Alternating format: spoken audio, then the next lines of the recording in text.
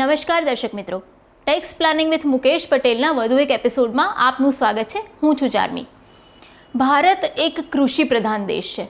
આવું આપણે વર્ષોથી સાંભળતા આવ્યા છીએ, જોતા આવ્યા છીએ, અને એટલે જ આપણા દેશમાં, આપણી સંસ્કૃતિમાં ખેડૂતો માટે એક વિશેષ મહત્ત્વ છે, એક વિશેષ સ્થાન છે.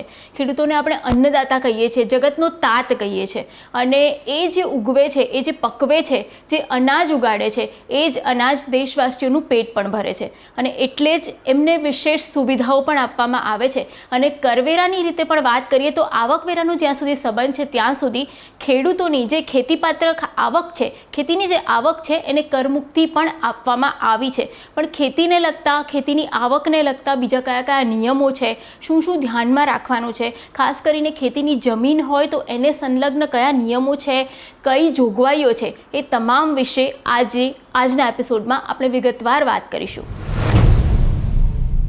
તો મુકેશભાઈ, ખેતીના વિષયની વાત કરીએ તો ખેતીની જમીન જે છે, એમાંથી જે ઉપજ થાય છે, જે ખેતીની આવક છે, એની કરપાત્રતા અને કરમુક્તિઓને લઈને ઘણા સમયથી વિવાદો પણ ચાલતા આવ્યા છે. તો એક કરવેરા નિષ્ણાત તરીકે આપનો શું મત છે કે ખેતીની જે આવક છે એને કરમુક્તિની જે જોગવાઈઓ છે એ ચાલુ રાખવી જોઈએ કે પછી એને કરપાત્ર કરવી જોઈએ? ખેતીની આવકના સંદર્ભમાં ચોક્કસ સરકારે એક વિશેષ અનુકંપા દાખવીને એમને માટે એક રાહતકારક જોગવાઈ કરવી જોઈએ. એમાં કોઈ બેમત હોઈ શકે નહીં. આપણે હંમેશા કહીએ છીએ જય જવાન જય કિસાન. એટલે આ બે આપણા દેશના બહુ મોટા આધાર સ્તંભ છે.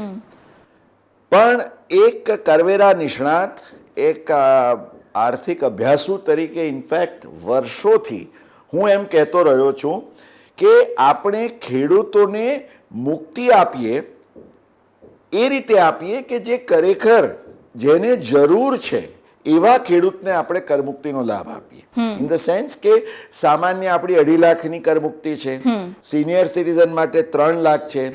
હું તો કહું સરકારે ખેડૂતો, જે મોટા ભાગના, જેને સામાન્ય ખેડૂત કહીએ કે મધ્યમ વર્ગના ખેડૂત કહીએ, એ લોકોને માટે 10 લાખ રૂપિયા, 12 લાખ રૂપિયા, મહિને 1 લાખ રૂપિયા સુધીની પણ ચોખ્ખી ખર્ચ પછીની નેટ આવક હોય તો હું તો કહું છું 12 લાખની તમે કરમુક્તિની જોગવાઈ કરી શકો.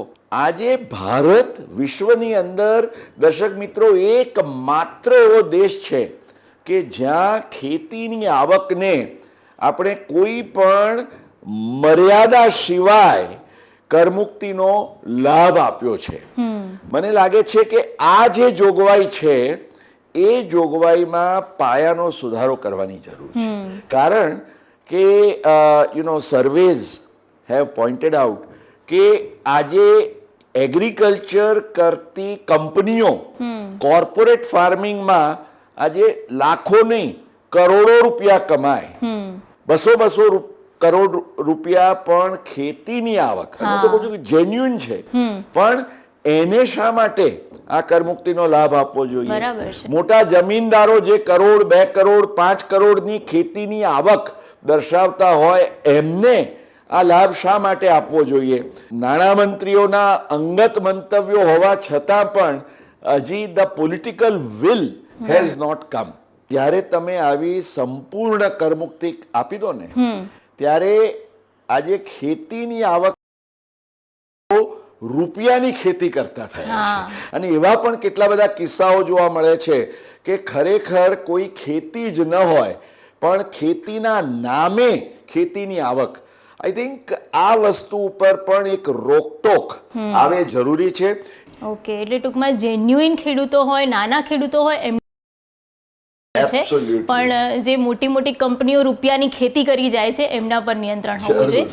મુકેશભાઈ, ખેતીની આવકની વાત કરી રહ્યા છીએ ત્યારે એવા પણ કેટલાક લોકો હોય છે કે જે વિદેશમાં જઈને વસ્યા હોય અને પછી ત્યાં એમની ખેતીની જમીન હોય, તો એને જ લઈને સવાલ પૂછી રહ્યા છે કિન્નરીબેન કે વર્ષો પૂર્વે અમારું કુટુંબ આફ્રિકામાં વસતું હતું અને ત્યાં અમારી વારસાગત ખેતીની જમીન આવેલી છે. તો આવી ખેતીની આવક પણ ભારતના રિટર્નમાં દર્શાવીને હું કરમુક્તિનો લાભ મેળવી શકું કે કેમ? Thank you sir. આવકવેરાના કાયદામાં જે કલમ 2, પેટા કલમ 1A, સેક્શન 2 સબસેક્શન 1A હેઠળ એગ્રીકલ્ચરલ ઇન્કમની ડેફિનેશન આપવામાં આવી છે. એગ્રીકલ્ચરલ ઇન્કમ એટલે એગ્રીકલ્ચરલ ઇન્કમ ફ્રોમ લેન્ડ અને which is used for agricultural purposes. પણ એની સાથે ચારમી એક ત્રીજી કન્ડિશન છે કે it should be a land situated in India. એટલે સરકારનો આશય જે આ ખેતીને પ્રોત્સાહન આપવાનો છે એ ભારતમાં આવેલી ખેતીની જમીનમાંથી ઉદ્ભવતી આવક. એટલે કિન્નરીબેન, તમે તમારી આફ્રિકાની ઇન્કમ છે અહીંયા આગળ દર્શાવો તો એ ભલે ખેતીની આવક છે પણ આવકવેરાના કાયદા હેઠળ અહીં ભારતમાં એને કરમુક્તિનો લાભ નહીં મળે. એટલે આ વાત જે છે ને, અને મેં કહ્યું ને ખેતીની આવક કોને કહેવાય એ સમજવા માટે પણ આપણે દર્શક મિત્રોને જો સમજાવીએ તો મેં કહ્યું એ પ્રમાણે ખેતીની જમીન એટલે એક તો જો નોન એગ્રીકલ્ચરલ લેન્ડમાં તમે એગ્રીકલ્ચર કરતા હો તો ના ચાલે. એટલે રેવન્યુ રેકોર્ડ્સમાં it should be an agricultural land. Okay, number 1. Number 2, આપણે ભારતમાં આવેલી હોવી જોઈએ તો જોયું જ. ત્રીજું, એ જમીનમાંથી ઉદ્ભવતી જે આવક છે એ જમીનનો ઉપયોગ તમે ખેતી વિષયક હેતુઓ માટે કરેલો હોવો જોઈએ. ઓકે, હવે ચારમી, ઘણીવાર એવું બને કે આજે મારી ખેતીની જમીન છે, ભારતમાં આવેલી છે, પણ હું કશું કરતો જ નથી અને હું 12 મહિના પછી મેં જઈને જોયું કે ત્યાં આગળ સ્વાભાવિક રીતે વરસાદ આવે, તડકો પડે, એટલે કુદરતનો નિયમ છે, ઝાડ ઝાંખરા પાંદડા બધું ઉગી નીકળે. હવે એની પણ કિંમત છે આજે તો. લાકડું છે કે લીલા પત્તા છે, ઘાસ છે. તો આવી જો તમારી ખેતીની જમીન ઉપર માત્ર આવા ઝાડપાન વગેરેની આવક તમે મેળવો તો એને ખેતીની આવક ગણાય કે કેમ? બહુ વર્ષો પહેલા સુપ્રીમ કોર્ટ સમક્ષ આ મુદ્દો ગયો અને સુપ્રીમ કોર્ટે એમ કહ્યું કે ખેતીની કોઈ મૂળભૂત પ્રક્રિયા જો ન કરાઈ હોય, અને મૂળભૂત પ્રક્રિયામાં શું કે તમારી જમીન છે તો તમે એ ખેડી, એમાં વાવેતર કર્યું, એમાં સિંચાઈ કરી, અથવા તો કુદરતે પાણી વરસાદ આવ્યો પછી તમે એની દેખરેખ રાખી અને તમે પાક લણીને એમાંથી જે આવક ઉદ્ભવે તો એ તમારી ખેતીની આવક. પણ અન્યથા આવી ઝાડ ઝાંખરામાંથી જંગલી જે આવક તમને થયેલી હોય, ભલે ખેતીની જમીનમાંથી થઈ હોય, પણ એ ખેતીની આવક ગણાય નહીં. ઓકે, પણ મુકેશભાઈ, હવે જમીન છે ખેતીની પણ પોતે ખેતી નથી કરતા, બીજું કોઈ એના પર ખેતી કરે છે ને એમાંથી આવક થાય છે, તો એ આવક ખેતીની આવક ગણાય કે નહીં? એના વિશે સવાલ આવે છે શૈલેષભાઈનો. મારી સ્વતંત્ર માલિકીની ખેતી જમીન મારા વતનમાં આવેલી છે, જેથી હું તેને ભાડે આપીને મહેસૂલ સ્વરૂપે વળતર મેળવું છું, તો શું મારી આ આવક કરપાત્ર ગણાય? આભાર. આજે આપણે ત્યાં તો પ્રચલિત છે ચારમી કે મારી જમીન હોય, જેમ શૈલેષભાઈએ કહ્યું કે ભાઈ એમના વતનમાં છે, એ અહીંયા શહેરમાં વસે છે, તો એ જમીન એમણે કોઈકને ખેડવા માટે આપી છે, કોઈક ભાગ્યાને આપી છે. તો પેલો જે માણસ છે કે ભાઈ હું 12 મહિને ઉચ્ચક સાહેબ તમને આ તમારી જમીનના હું 2 લાખ રૂપિયા 4 લાખ રૂપિયા આપીશ, અથવા તો મને જે કંઈ પાક મળશે એમાંથી હું અમુક ટકા ભાગ તમને આપીશ અને એ જે તમને અનાજ મળે એને તમે વેચો તો એ તમારી ખેતીની આવક ગણાય કે કેમ? બહુ રસપ્રદ પ્રશ્ન છે.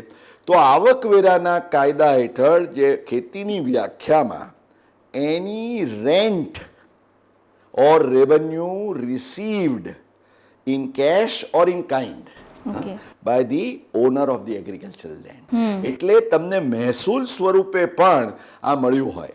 એટલે ખેતીની જમીનનો ઉપયોગ બીજા કોઈએ કર્યો હોય પરંતુ એ તમને રોકડમાં કે પાક સ્વરૂપે જો આપતા હોય તો એની આવક ચારમી એ પણ ખેતીની આવક ગણાય. ઓકે, હવે મુકેશભાઈ, તમે કીધું કે ઝાડપાન ઉગી ગયા હોય કે એવું કશું હોય તો એને ખેતીની આવક તમે ના ગણી શકો, પણ ઘણીવાર એવું હોય કે ખેતીની જમીનમાં ખેતી ના કરતા હોય પણ નર્સરી પ્રકારનું કશુંક ઉગાડેલું હોય તો એને ખેતીની આવક ગણાય કે નહીં? એને લઈને સવાલ આવ્યો છે આલ્ફી જોસેફનો. ખેતીની જમીનમાં નર્સરી ફાર્મ ડેવલપ કરીને તેમાં ફૂલ ફળ શાકભાજી વગેરેની છોડ ઉગાડી તેમજ બિયારણ તૈયાર કરી તેના વેચાણમાંથી હું આવક મેળવું છું. આ આવકને ખેતીની આવક તરીકે કરમુક્તિનો લાભ મળી શકે. આજે નર્સરીની પ્રવૃત્તિ, અને નર્સરી એટલે it's not a big farming, નાનકડી જગ્યામાં પણ કે ઘણીવાર નાના પોટ્સમાં પણ.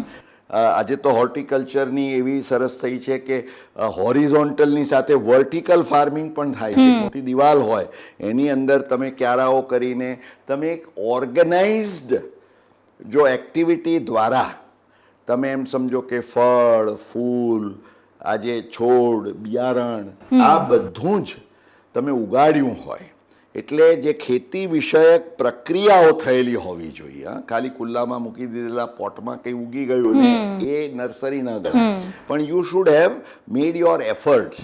જેમાં કહે છે કે સુપ્રીમ કોર્ટે કહ્યું કે માનવ શ્રમ હોવો જોઈએ. There must be the human participation, there must be the basic agricultural operations. તો આ પ્રકાર તમે નર્સરીની અંદર તો નાના પોટ્સમાં પણ ઉગાડી શકો, નાના ક્યારાઓમાં કરી શકો, પરંતુ આ રીતે તમે whatever you have grown, plants, seeds, flowers, vegetables, આ તમામ ફ્રૂટ્સ, આ બધું જ નર્સરીનું ફાર્મિંગ. ઇનફેક્ટ 2008 સુધી તો ચાર્મી આના ઉપર ઘણો વિવાદ ચાલતો હતો, કારણ કે આવકવેરાના કાયદા હેઠળ એગ્રીકલ્ચરલ ઇન્કમની ડેફિનિશનમાં આનો સમાવેશ કરાયો નહોતો. પણ ઘણી બધી ટ્રાઇબ્યુનલોએ ને હાઈકોર્ટે ઇનફેક્ટ એક ફર્સ્ટ લેન્ડમાર્ક ચુકાદો આવ્યો મદ્રાસ હાઈકોર્ટનો, અને એ ચુકાદામાં એમણે બહુ જ સ્પષ્ટ એના પેરામીટર્સ, તે વખતે યોગાનુયોગ આપણા મદ્રાસના જ નાણામંત્રી હતા એટલે ચિદમ્બરમજીને એમ થયું કે ભાઈ ચાલો આનો લાભ સૌને મળે, એટલે આકારણી વર્ષ 2009-10થી હવે આ અંગે કોઈ વિવાદ રહ્યો નથી. અને દર્શક મિત્રો, જો તમે કોઈ નર્સરી દ્વારા પણ, જેમ આલ્ફીબેનનો પ્રશ્ન છે, તમે ખેતીની આવક મેળવતા હો તો એ ખેતીની આવક ચોક્કસ તમારા કેસમાં એ કરમુક્ત ખેતીની આવક તરીકે. ઓકે, પણ એ નર્સરી જાતે ઉગાડેલી હોવી જોઈએ, માત્ર જે તમે આજે ઘણા લોકો શું કરે કે પોતે ખરીદ વેચાણ કરે. ઇનફેક્ટ આ તમે બહુ જ મહત્વનો મુદ્દો ઊભો કર્યો કે ખેડૂત છે એ પોતાનો પાક લણીને બજારમાં વેચી આવે તો એ એની ખેતીની આવક ગણાય. જેણે પોતે નર્સરીમાં પોતાના પ્લાન્ટ્સ ઉગાડીને એ વેચ્યા હોય તો એ ખેતીની આવક ગણાય. પરંતુ આજે હું પોટ્સ ખરીદું, અથવા તો આજે પેલો ગાંધી હોય કે પેલા હોલસેલર હોય એ બજારમાં જઈને અનાજ ખરીદી આવે, વેચે છે અનાજ, પણ એ ખેડૂત નથી. માટે એ અનાજના વેચાણમાંથી, ખેત પેદાશના વેચાણમાંથી આવક એ ખેતીની આવક નથી બની જતી. ઇનફેક્ટ ચાર્મી, આ પણ ખ્યાલમાં રાખવું જરૂરી છે કે અનેક ચુકાદાઓમાં કોર્ટોએ એવું કહ્યું છે કે ભાઈ ખેતીની આવક એટલે માત્ર જમીન સાથે એનો કોઈક સંબંધ હોય એટલા માટે નહીં, પણ it should B directly connected. હવે આજે દાખલા તરીકે ઘણીવાર એવું બને કે પેલો ફાર્મનો મેનેજર હોય એ કે હું બધું જ ફાર્મના ઓપરેશન્સનું ધ્યાન રાખું છું, આ છે તે છે, તો મારો પગાર ખેતીની આવક ગણાવવો જોઈએ. ના, ભલે ખેતી સાથે સંકળાયેલો છે પણ એનો પગાર એ પગારની આવક ગણાય. આજે કોઈ કંપની જે ખેતી કરતી હોય તો કંપનીના હાથમાં ખેતીની આવક હોઈ શકે, પણ તમે એના શેરહોલ્ડર છો, એ તમને જે ડિવિડન્ડ મળે એ તમારી ખેતીની આવક નથી. એવા પણ કિસ્સાઓ થયા કે લોકો શું કરે, એનિમલ હસબન્ડરી, એટલે આજે પશુપાલન, કે અમારું તો ભાઈ ગાય ભેંસ આ તે બધું ખેતરમાં આવેલું છે માટે એ અમારી ખેતીની આવક ગણાય. ના, પણ સાથે સાથે કોર્ટોએ ચુકાદા એવા પણ આપ્યા છે ચાર્મી કે આજે કોઈ ખેડૂત હોય એ આજે ગાય ભેંસ વગેરે રાખે છે, એના ફાર્મ પર પોતાના પર્પઝ માટે અને ખેતીમાં ઉપયોગી થાય, કારણ કે ગાયની સાથે બળદ પણ છે, બળદને ખેતીમાં ઉપયોગમાં લે છે, ગાય દૂધ આપે છે, એ લોકો એનો ઉપયોગ કરે છે. હવે આજે દૂધ વગેરે કે દૂધના જે પ્રોડક્ટ્સ છે તમે પોતે તો વાપર્યા, ઇન્સિડેન્ટલી કંઈક વધ્યું તો તમે ફેંકી દેવાના નથી. તમે એ થોડું ઘણું દૂધ અથવા દૂધના પ્રોડક્ટ્સ છે જે વધ્યા એ તમે જઈને એનું વેચાણ કર્યું તો આને ખેતીની આનુષંગિક આવક કહેવાય. ઓકે. આજે તમારી ખેતીની જમીન ઉપર તમારો એમ સમજો કોઈ ગોડાઉન કે સ્ટોર હાઉસ છે, એ જે તમે ઉપયોગ કરો છો અને થોડોક ભાગ ખાલી રહે છે, તમે કોઈકને ભાડે આપ્યું છે, તો એની આવક એ આનુષંગિક છે. That is not a problem. Okay. એટલે આ પ્રકારની જે ખેતીની પ્રવૃત્તિ તમે કરો છો એને આનુષંગિક આવક હોય તો એ ખેતીની આવક કહેવાય. પણ if it has got no direct nexus otherwise તો એને ખેતીની આવક ગણી શકાય નહીં.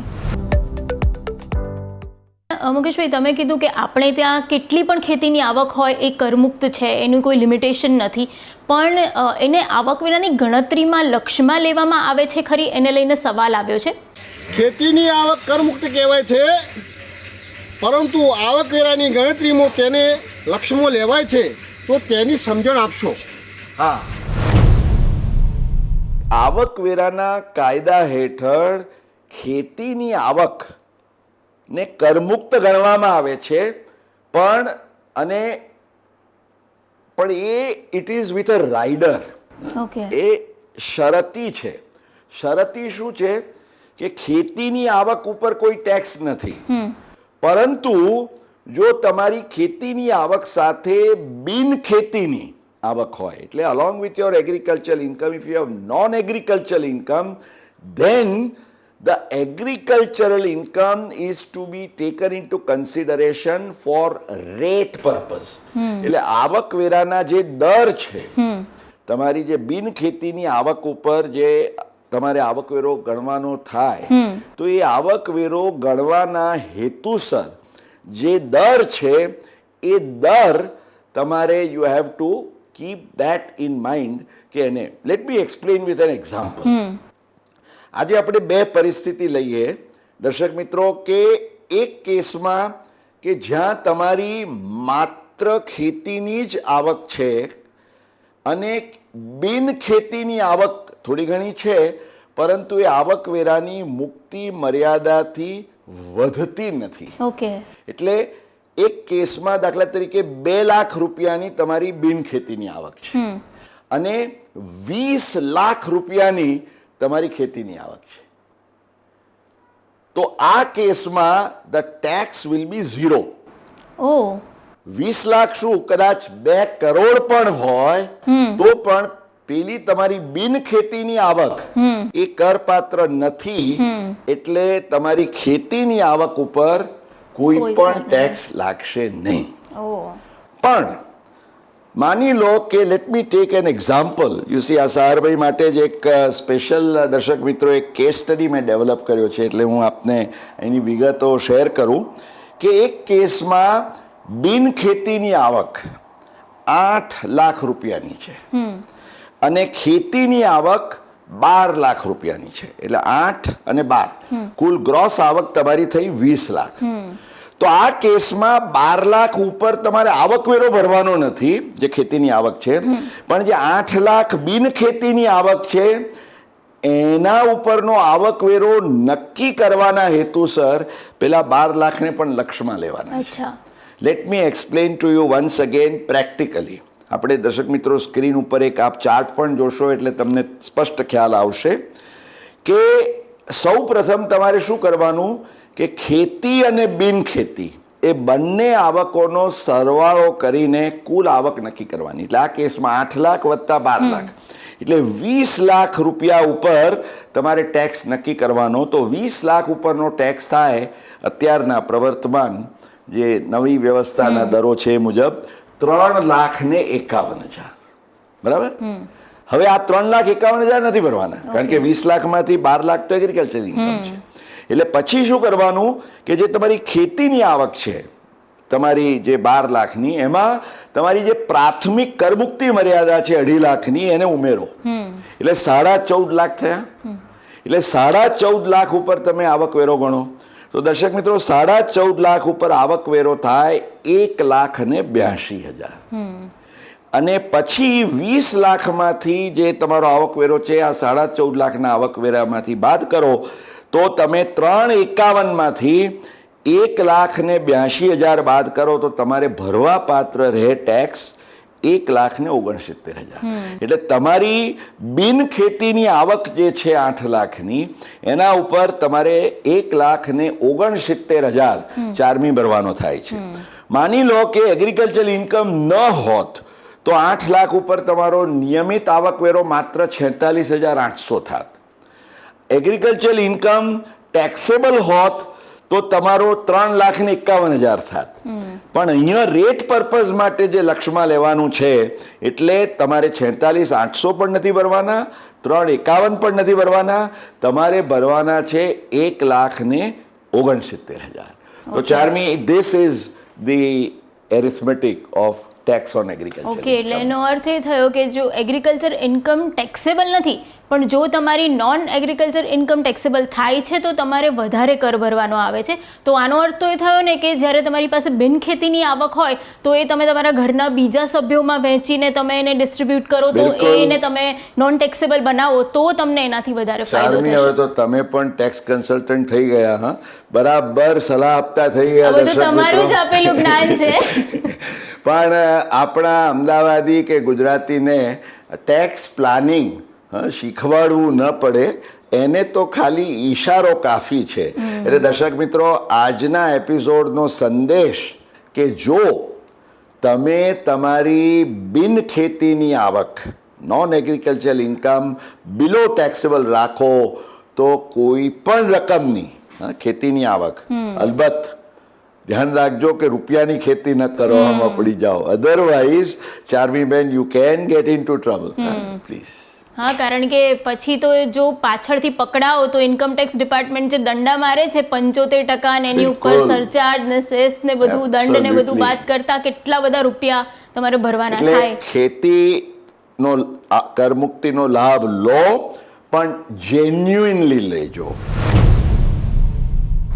એક ખેડૂત આખું વર્ષ મહેનત કરીને ખેતરોમાં પોતાનો પાક પકવે અને એ જ પાક વેચે ત્યારે એના પરથી જે આવક થાય છે એ કરમુક્ત સાથે જ એના પર રિટર્ન કઈ રીતે ભરવું, સાથે જ જે જમીન વેચે છે તો એના પર મૂડી નફાના જે કોઈ લાભ થાય છે એ કરપાત્ર છે કે નહીં, જમીન સંપાદનના શું નિયમો છે, એ બધા જ વિશે વાત કરીશું આવનારા એપિસોડમાં. તો તમને પણ ખેતીની આવકને લઈને અથવા તો ટેક્સને લઈને કોઈ પણ સવાલ સતાવતો હોય તો એ સવાલ તમે અમને પૂછી શકો છો. આ સવાલો તમે ઈમેલ દ્વારા અમને મોકલી શકો છો અથવા તો વોટ્સએપ પર વિડીયો રેકોર્ડ કરીને પણ આ સવાલો તમે અમારા સુધી પહોંચી મૂંઝવણનો અને ટેક્સના જે પણ પ્રશ્નો છે એનો ચોક્કસથી ઉકેલ લાવવાનો પ્રયત્ન કરતા રહીશું. તો જોતા રહેજો tax planning with Mukesh Patel.